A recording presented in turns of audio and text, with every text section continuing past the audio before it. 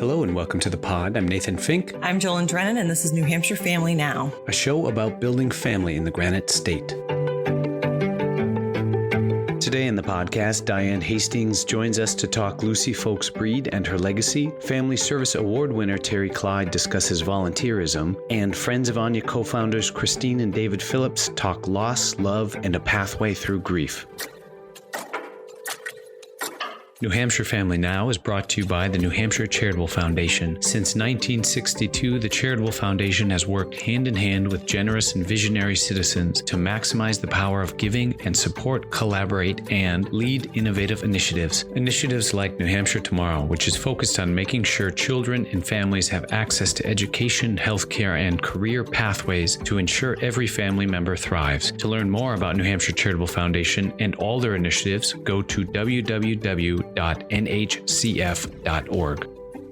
Hello and welcome to the pod. A lot of ground to cover today, including the most recent winner of the Lucy Fowlkes Breed Family Service Volunteer Award. And today I have with me Diane Hastings. Diane, how long have you been with the Trust? I've been with the Trust for 16 years. So I guess... A long time, hence my hesitation to give your title, because I know that you've been shifting your roles throughout the years. But Diane, welcome to the show. Thank you. I'm glad to be here. So you've been involved in community service field for quite some time. Yes. I first started out as a parent and a volunteer at the Children's Place and Parent Education Center in Concord. I moved on from being a volunteer to serving on their board of directors, and then I became their executive director. And when I left there, I came to the Children's Trust 16 years ago. If you're on the board of the Children's Place and Parent Education Center, that means you had actually come to know Lucy Fowlkes Breed. Is that true? Absolutely. The way I came to know Lucy was I was a brand new parent, having recently moved to New Hampshire from Kentucky to Concord, and had a newborn son, and the neighborhood was isolated. Everyone went to work. You'd see all these little tykes play equipment out in the yards and stuff like that, but nobody was home. So I'd go strolling around the neighborhood, and I'd just feel so lost. And I found out about the Children's Place through Concord Hospital, and they told me that they had a new parent support group. And so I went, and Lucy Fowlkes Breed was the volunteer facilitator. And it was a godsend. I mean, Lucy brought women and their babies together.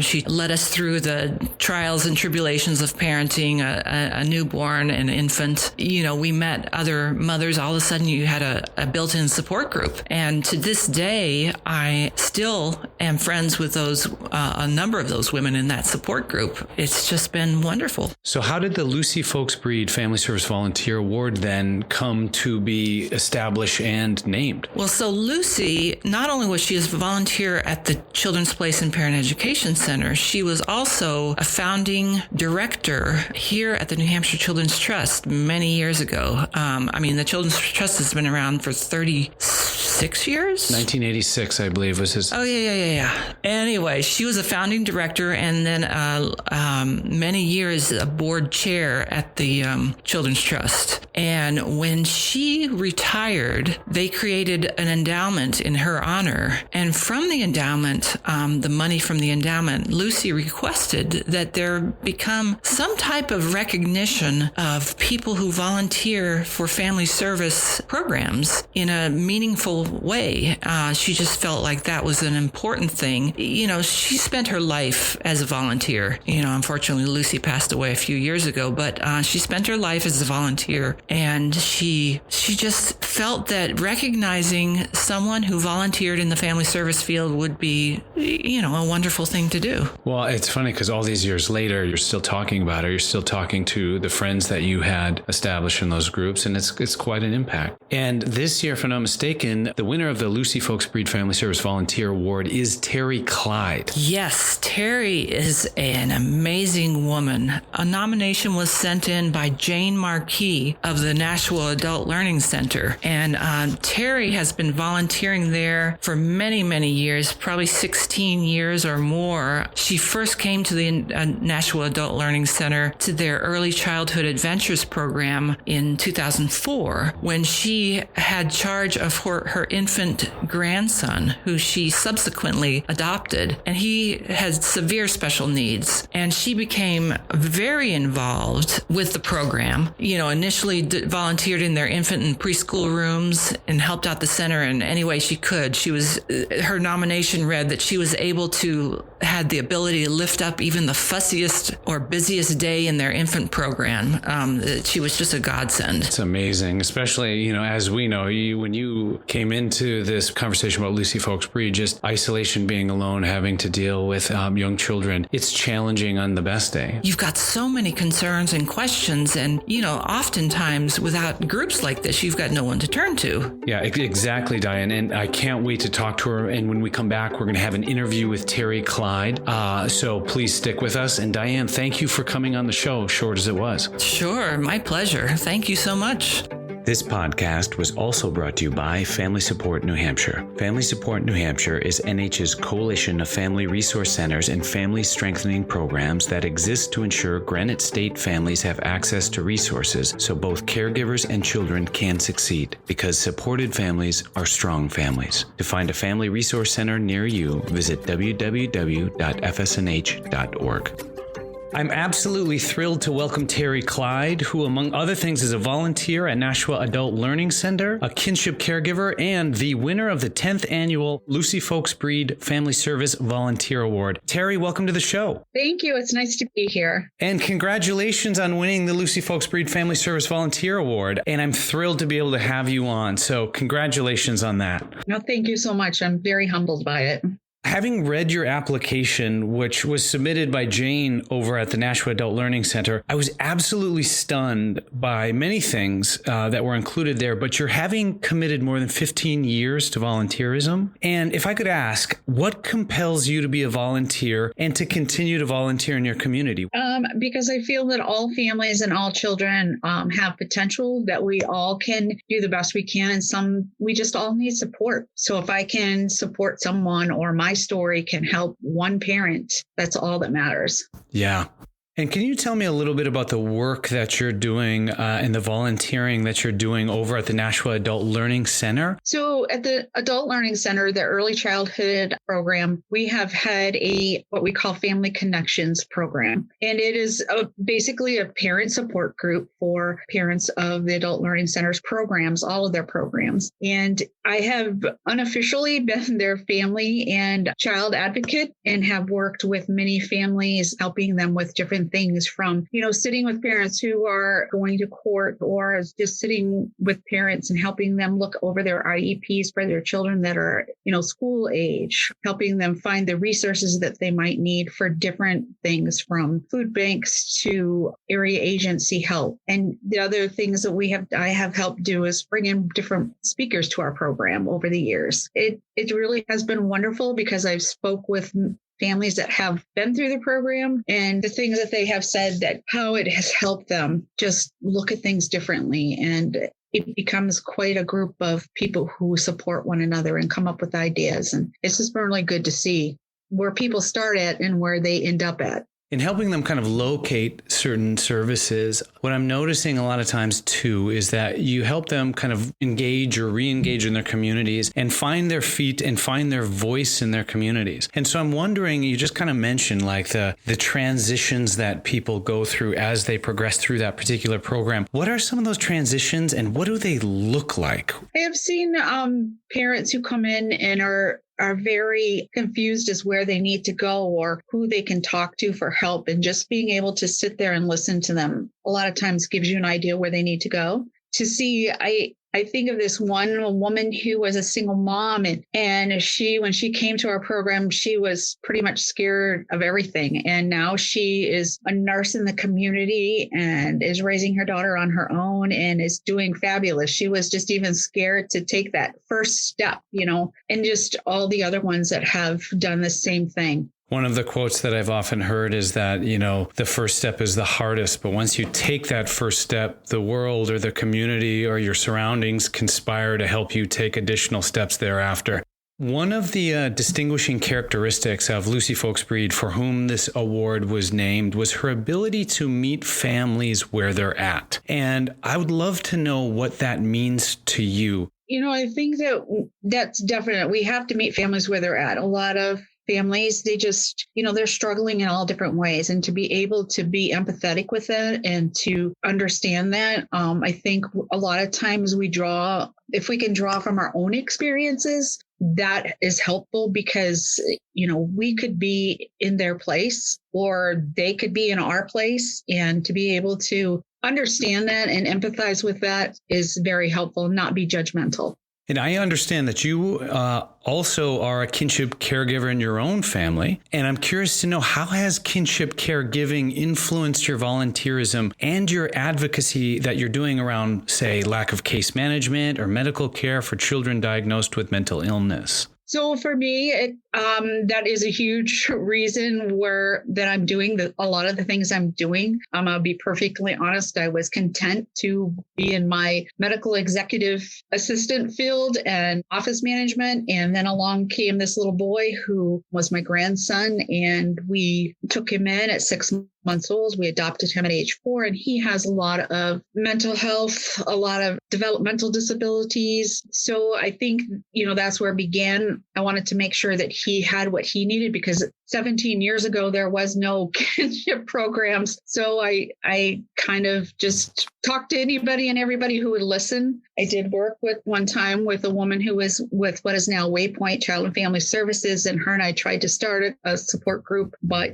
there wasn't a real need for it at the time, or at least we couldn't find the people who needed it. That's pretty much where it went from there. And I went back to school and got my bachelor's in psychology. And for me, it's amazing to see him. He's now 18 years old, and he's advocating for things.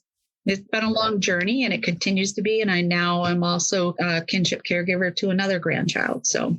Well, it seems like your volunteerism and the space and capacity you have to help others is never ending. And I have to ask this too. If you had to give someone advice on advocating for someone else in their care who might have unique needs or, might not, what advice would you give them? Never stop asking the question. If you don't agree or you don't understand, keep asking, because we have to keep doing that. If we don't agree, then we need to go ask, well, why? Why are you suggesting that? Or where can I go? Just keep asking the questions and don't give up. That's the biggest thing, is you just can't give up. Well, Terri, it has been an absolute pleasure talking with you. Congratulations on winning the Lucy Fowlkes Breed Family Service Volunteer Award, and I really hope to have you back soon. Oh, thank you for having me. And to learn more about the Nashua Adult Learning Center, please go to nashuaalc.org. That's nashuaalc.org. Today's show was also brought to you by the Children's Hospital at Dartmouth-Hitchcock and the Child Advocacy and Protection Program, a multidisciplinary program with the Children's Hospital established to evaluate and provide integrative care to suspected victims of child maltreatment. Together, a team of physicians, advanced practice registered nurses, social workers, nurses, and child life specialists work to provide consultation and evaluations of children who are suspected victims of abuse, so to serve in the best interest of children and families at multiple levels of prevention. For more information about Children's Hospital at Dartmouth-Hitchcock and the Child Advocacy Protection Program, visit www.chadkids.org/child-advocacy. New Hampshire Family Now is a proud participant in the Your Voice campaign. Together, the Parent Information Center, New Hampshire Family Voices, and New Hampshire Children's Trust have launched a statewide campaign dedicated to celebrating the critical role family voice plays in shaping services and systems throughout the Granite State. Because questions families ask and the information they share often makes a difference in understanding a diagnosis, building an effective treatment plan, and informing the services they use every day. To learn more about the campaign, go to nhchildrenstrust.org/yourvoice or picnh.org/yourvoice. Today on the podcast, I'm happy to welcome David and Christine Phillips, co-founders of Friends of Aine, an organization dedicated to bereavement supports and services for children and families. Christine, David, welcome to the show. Thanks, Nathan. Good morning. As an organization, what is Friends of Aine? What is it working to achieve, and how do you do it? So Friends of Aine is a nonprofit dedicated to working with children who have experienced a death. And we work with kids who are between the ages of 4 and 18. And we also work with the caregivers or the parents and the adults that bring the children to groups. So as an organization, Friends of Aine denote some sort of relationship to a person. Who is Aine and how did she come to launch an entire organization? Well, Anya's our daughter. She was 8 when she died. She had a diagnosed serious lung disease, which we only discovered about after the event. And that led us to launch Friends of Aine because we had issues around finding support for our other daughter, Bella, who was 5 at the time. So David and I were able to find support services for ourselves through other organizations like Compassionate Friends, but we weren't able to find much for Bella in support. So we did end up finding through Home Health and Hospice a small program that ran for 8 weeks, and then it was done. And there is a need for these children to develop connection, to have longer lasting relationships with one another. So we wanted to offer programming that extended well beyond an 8-week, once a year program. So that's what we did. We ventured out. We were gifted a program from Home Health and Hospice. We took that program. We've been running with it. We've rewritten the curriculum, and now we offer 3 8-week programs throughout the scholastic year. In part of us talking about this, you said, obviously, you were looking for grief supports for Bella, and it's really hard to find. So this kind of rises out of a growing need, which is the absence of supportive services for children. Can you talk a little bit about that? Yeah, well, the problem has always been there. I mean, you have to step back a little bit to understand the whole discussion about grief. Grief is a natural part of life.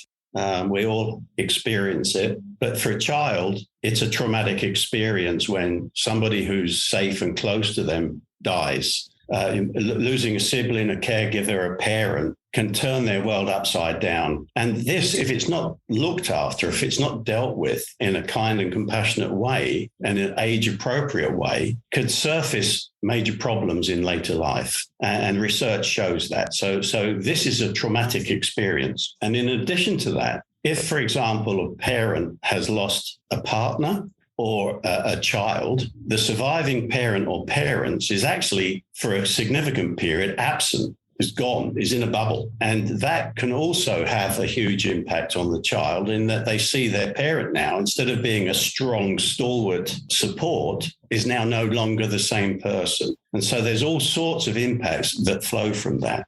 We call it secondary losses from grief. There are so many impacts here, Nathan, in that you think about a breadwinner losing their life. And now the family that's probably very comfortable, very happy, is turned upside down and now might have financial problems. But I just wanted to say these services are not funded by third parties. They're not funded by the state, the government, insurance. It's very, very difficult to actually find someone, some organization, as we said. And so it relies 100% on the generosity of donors and volunteers to make this happen. And so part of our role, not only is to support the children and families, part of our role is actually try and raise this issue so that the economic impact on families and indeed on the country can be lessened by treating children earlier rather than waiting for them to have problems later on.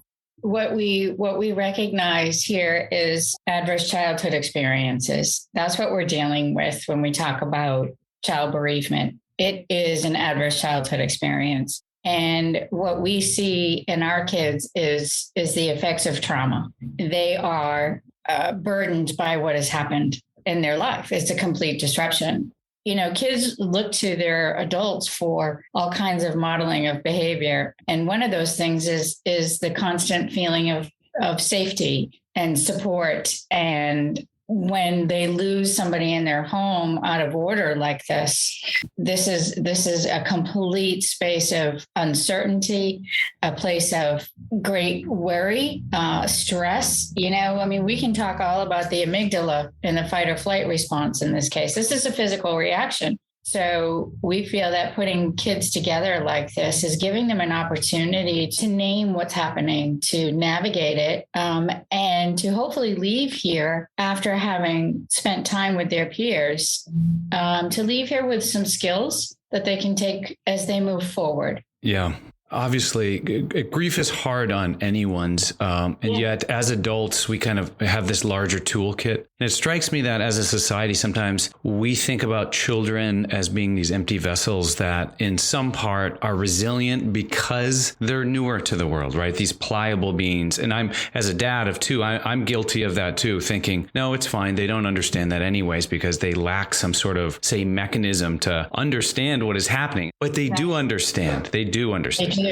And I'm curious to know, what are some of the ways that grief and bereavement might manifest so the adults in the world can look over and say, okay, this is a signal to me? That's an interesting question, because it took us quite some time to figure it out. And clearly, part of that problem is that ourselves, we're in a bubble. And as long as we were obviously acting as parents, trying to look after our child, we felt that we were doing the right things and not noticing stuff. When Bella came home from school and said, they don't get it, they don't understand.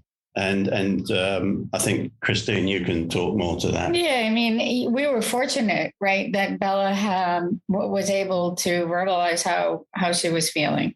And of course, this was a couple of years after Anya had died that she was able to express that. And we have to remember that our children go through different developmental stages. So each developmental stage has another level of grief. They experience it at, a 4 or 5, 6-year-old is going to understand it very differently from a middle school kid or a high school kid. So we have to make sure that we're recognizing where they're at, what age they're at, and what they're showing us. And to answer your question, one of the things we see for behavior-wise is acting out, just disruptive in a classroom, or the opposite. They're in a corner in their classroom and they're not contributing at all. Regression, going back to earlier, more childlike behavior, bedwetting, needing mom more, a lot of separation issues. They're amazing. These kids are amazing. And I think what we have to remember, all kids are amazing, right?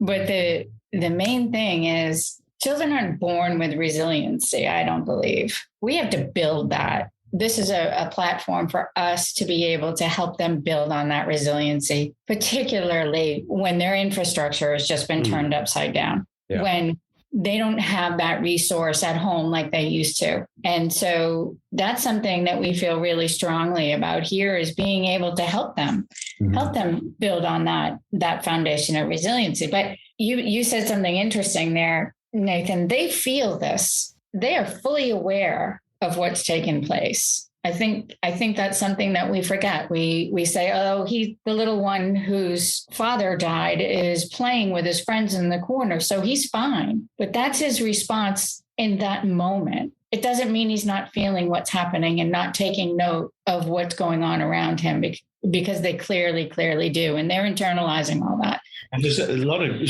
good points there, but I'd pick up a little bit, just a couple of minutes on that resiliency. We're actually, through our actions and through the family group and through society, are actually teaching that resiliency. And a part of that is the power and force of parents. They build off of that. And then when they see a parent who's absolutely devastated, they then start taking ownership of the parent. And I can tell you a story where, instead of looking after herself, she's looking after me. I remember being on the deck and one day and not doing very well. And she came bounding across, Bella did. She came bounding across to put her arms around me and make sure I was okay. And so she was thinking about making me okay rather than thinking about herself. It brings up a lot, and Bella just bore this out in that story. I do think that children have an innate sense of community and a desire to lift. So the child is looking for security, looking for all these things. And then grief happens, and especially with death, where you have this isolation as the model, because we're afraid to talk about these things. We're afraid to suffer them communally, or not suffer, maybe support them communally. And what we're modeling now is, one, that it happens, and two, that community actually, this is the foundational aspect of community, to bear these responsibilities, these traumas, these things together. And when we do that, we give them pathways to essentially look for foundational supports.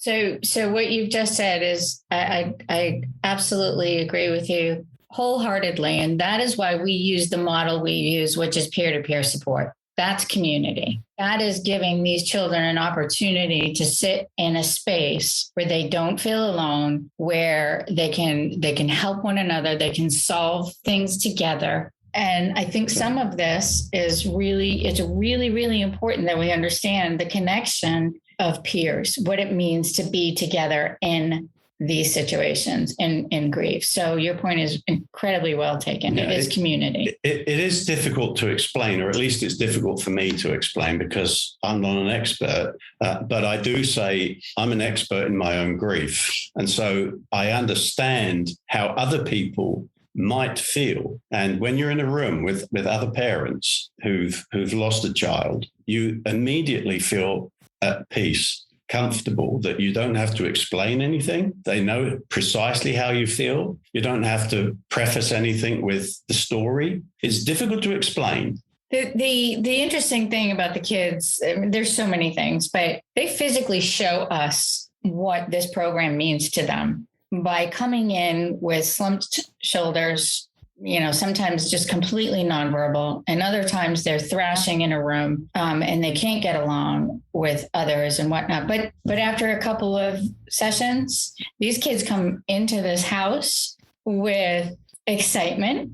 They run to their rooms to see who's here and get to their facilitators, and they change right before our eyes. And it's beautiful and it's stunning to be a part of. It really is. Our dream at the very beginning was to have a home that could be used for these purposes. And the reason it's a home is because it feels like a home. It looks like a home. It feels comfortable. And so the children can come somewhere that's not sterile, that's not clinical, and they immediately come in and they can see that it's a comfortable, welcoming place that's just like anybody's house. And I think that's tremendously important. The other important element here is that we feel strongly about the peer-to-peer model, but that doesn't mean we don't agree with the one-on-one element, because we feel that is incredibly important to the children as well, that they get the resources they need. We're just one of those resources. I think the combination of having that one-to-one time as well as peer support is like a total winning combination. It strikes me that the peer-to-peer model, when we're talking about child grief, is unique. And I'm wondering if you can explore that for me. Yeah, so there is the National Alliance for Children's Grief, and they basically support centers like ours. We're not unique. We didn't invent this. This exists in other parts of the country, but it didn't exist in New Hampshire, and it needed to. So we see in other centers across the country, they use the peer-to-peer model. Just to make something very, very clear, there's a lot of folks in New Hampshire, a lot of organizations that provide some level of support. It's what we found was a lot of those programs around the country are transient. It requires a lot of effort by volunteers, and a lot of the time that is spearheaded by a grieving parent who sets something up. And over time, that disappears because the parents grow older and move on. And sometimes these programs are part of another organization that's not the core mission of that organization, and they can disappear too. And we've seen that. Yeah, they become a budget cut. Right. So basically, we felt that we wanted something permanent, not just in honor of our daughter, to leave a legacy for our daughter, but also something permanent that wouldn't disappear when Christine and I, as I say in England, we popped our clogs. So we wanted to do something permanent, and the house is that. But we really need proper support, not just from the donors, but from organizations and states and third parties. This needs to be recognized as an issue. There's a lot of conversation about what our children are experiencing and going through in our current day. I believe that one of the biggest issues that we face in this state is the mental health of our children. We feel we are part of that continuum of care for a child's mental health. and there are other organizations doing incredible work. And together, all of us can make a difference in how these children move forward in their lives and break some of the cycles that we see out there. That's right. I want to thank you for being on the podcast. David, Christine, this was absolutely amazing. Please come back. We can do it anytime you like. Love to. Thank you, Nathan. Maybe after the Rugby World Cup. To learn more about Friends of Aine, go to friendsofAine.com. That's friendsofAine.com.